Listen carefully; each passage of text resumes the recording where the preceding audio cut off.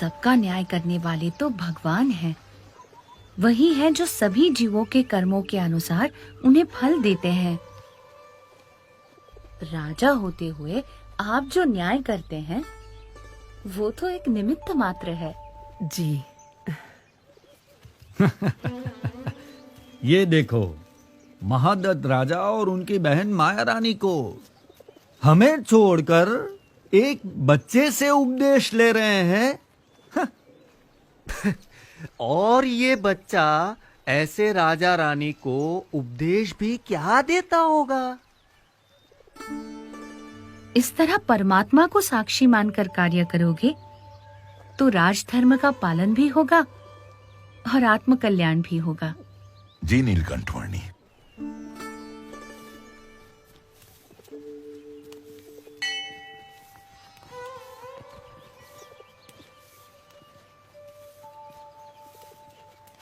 नीलकंठवर्णी, कोई कहता है कि अहम ब्रह्मास्मि, यानी कि हमारी आत्मा ही ब्रह्म है, तो कोई सिखाता है कि हमारी आत्मा ही परमात्मा है।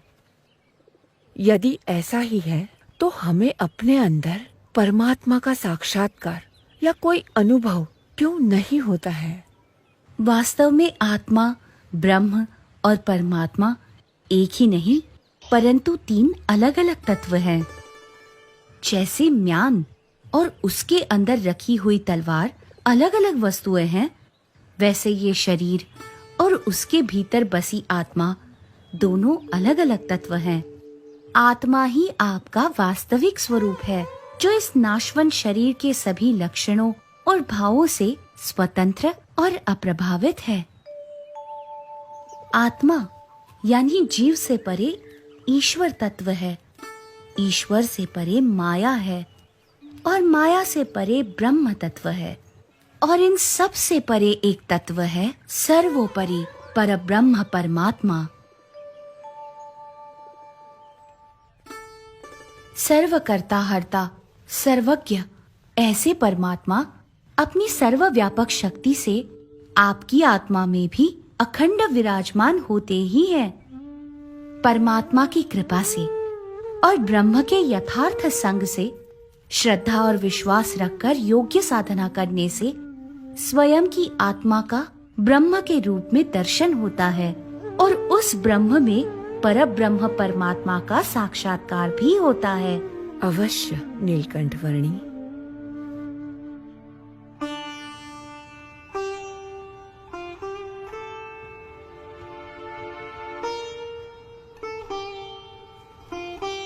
हमारे राजा महादत्त और उनकी बहन माया रानी, इन दोनों को नीलकंठवर्णी के प्रति कुछ असाधारण सा भक्ति भाव है।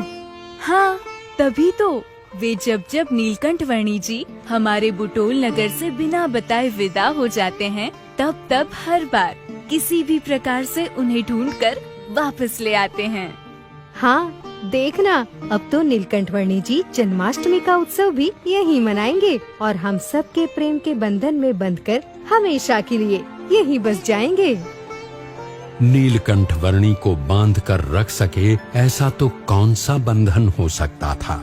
हर बंधन से अनंत जीवों को मुक्त करके उन्हें परम कल्याण प्रदान करने के लिए तो नीलकंठवर्णी की ये यात्रा थी। अपनी कल्याण यात्रा को चिरकाल तक अविरत रखने के उद्देश्य की परिपूर्ति के लिए एक सुबह नीलकंठवर्णी बुटोल नगर से आगे बढ़ चले, उत्तर में नेपाल के पोखरा की ओर।